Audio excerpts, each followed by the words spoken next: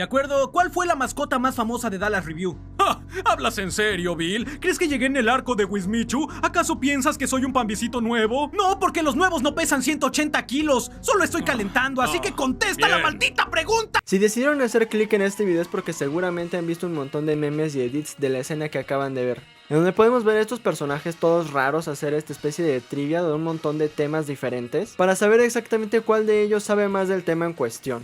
Pero nunca se habían preguntado de dónde venía el clip original o quiénes eran estos personajes y de qué trataba su serie. Si es así, déjenme informarles que están en el lugar correcto, porque hoy revisaremos el origen de este meme, cuál fue su impacto cultural en internet y qué fue de su serie. Hoy hablaremos de Bienvenidos a Eltingville. Sin nada más que decir, empecemos.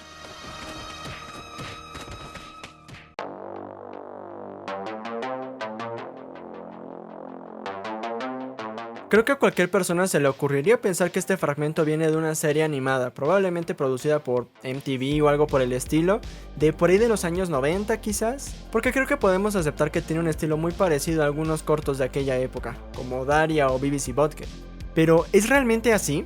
El Club de Eltimville, o The Eltimville Club como sería conocido en inglés, son una serie de cómics creados por Evan Dorkin, un dibujante estadounidense, para la tira Instant Piano, de la editorial Dark Horse Comics, y después fue reimpresa en Dork, otra tira de cómics, el cual se comenzó a publicar en 1994. Estos cómics básicamente te cuentan la historia de 4 adolescentes llamados Bill, Josh, Pete y Jerry, quienes viven en un pequeño pueblo estadounidense llamado Eltingville. De ahí el nombre de la serie. Y estos se dedican a ser los fans más tóxicos e infumables de la cultura geek.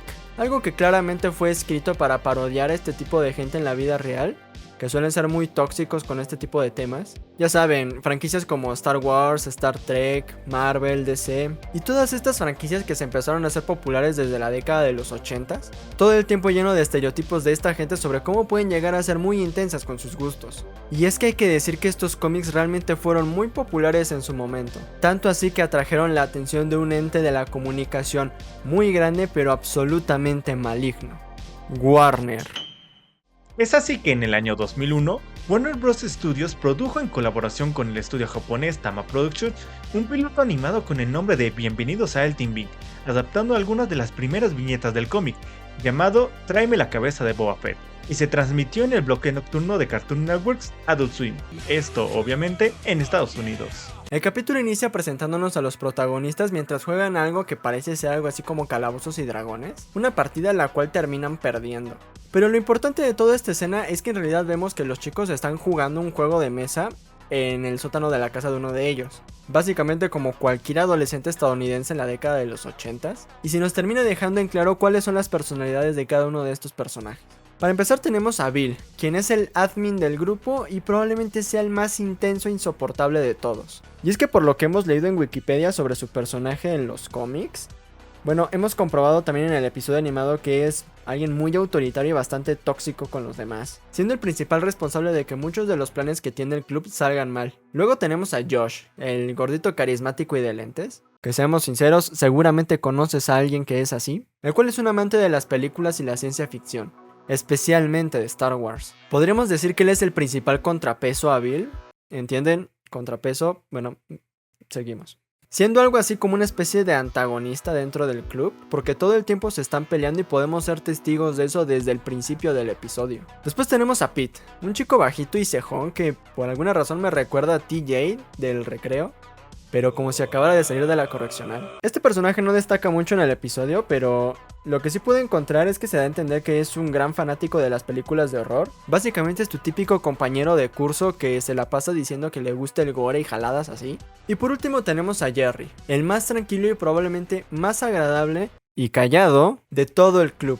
Se nos deja en claro que este tipo es el encargado de los juegos de fantasía y juegos de rol en general dentro del club, y cuya apariencia me recuerda bastante a la de Kurt Cobain, dato que sin dudas hace que él también lo considere el mejor personaje dentro del club. Creo que una de las características más destacables que tienen estos personajes es el gran ego que tienen, especialmente Bill y Josh. Es por eso que los vemos pelear todo el tiempo. A pesar de compartir gustos en escenas como esta, donde vemos que tienen un montón de referencias y contenido geek, que no les voy a mentir, sí entiendo bastantes de estas referencias, pero no llego a ese nivel, o sea, yo sí tengo vida social, ¿saben? Y después de una gran pelea que tienen los personajes entre sí, vemos que terminan echando a estos chicos de la casa, haciendo que Bill jure que no quiere volver a ver a Josh. Y es por una pesadilla de Bill, que entiendo que es el protagonista de esta serie, que se terminan reconciliando para poder pasar todo el día siguiente lleno de actividades frikis, como ir a un maratón de películas de clase B, o ir a los arcades y cosas así que se hacían en los 80s. Pero como los buenos bichos raros que son, terminan mostrando su lado más tóxico en todas estas actividades.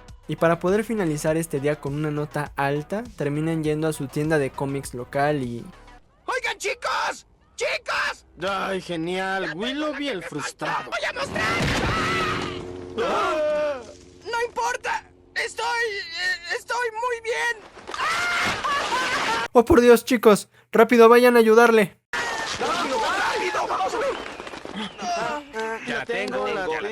¡Ay, vaya, qué porquería! Gracias por nada, patán.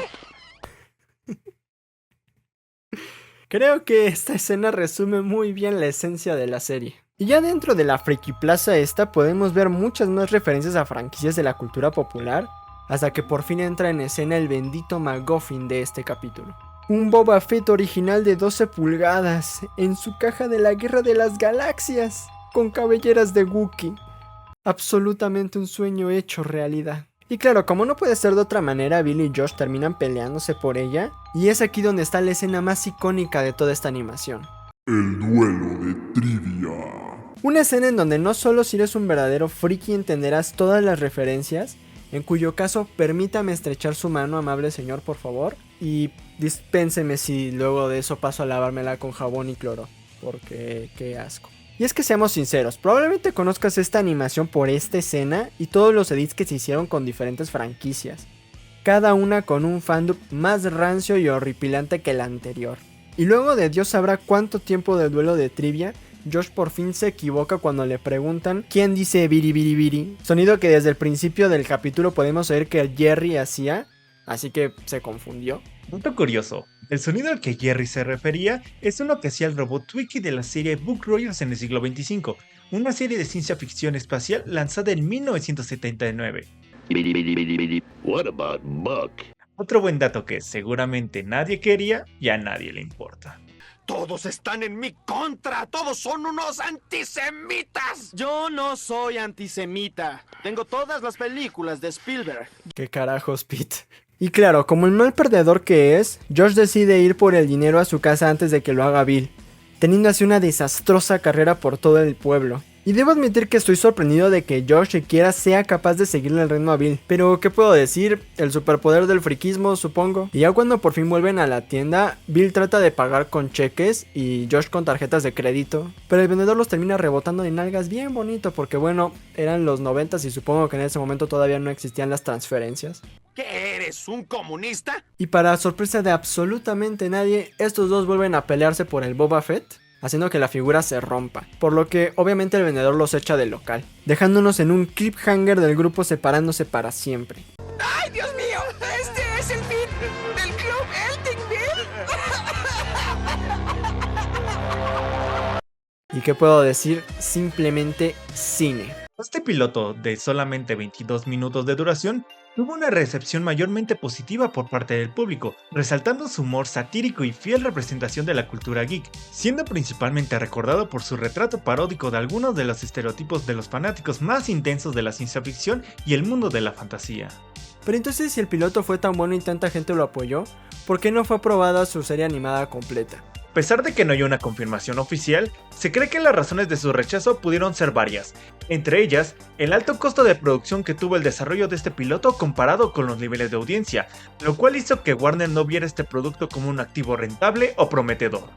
Si bien es cierto que este piloto fue bastante bien recibido y tuvo bastante audiencia en su estreno, tuvo la mala suerte de ser transmitido en un horario nocturno. Y llámenme loco si quieren, pero yo creo que si quieres que tu producto sea exitoso, ese no es el mejor horario para poder estrenarlo.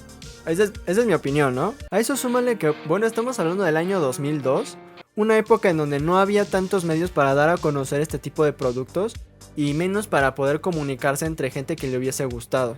Y también hay que entender el contexto cultural del que estamos hablando, porque en la actualidad todo este tema de la cultura geek y ese tipo de cosas frikis son más mainstream y mejor aceptados. Pero si en el 2012 te ocurría declararte un fan así de intenso de una de estas franquicias, te podías despedir para siempre de tu vida social. Si no me creen, bueno, la mejor novela del mundo hizo un capítulo sobre esto, literalmente.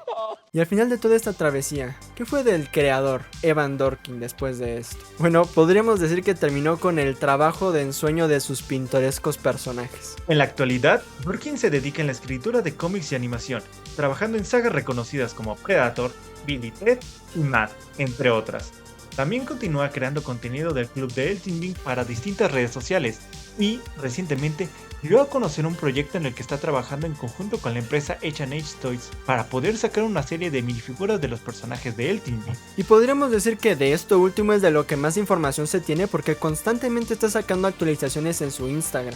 O sea, un tipazo sin dudas porque a pesar de que fue rechazado su proyecto, el tipo siguió adelante con sus personajes y con sus historias. Por favor, mundo, más artistas como este.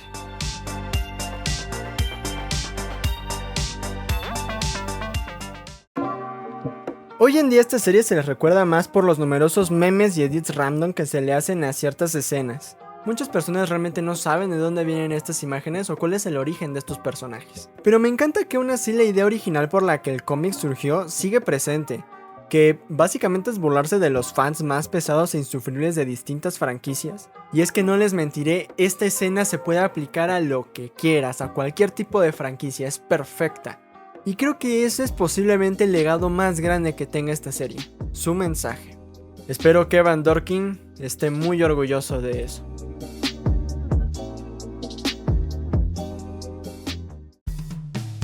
Y bueno, eso fue todo por el video de hoy.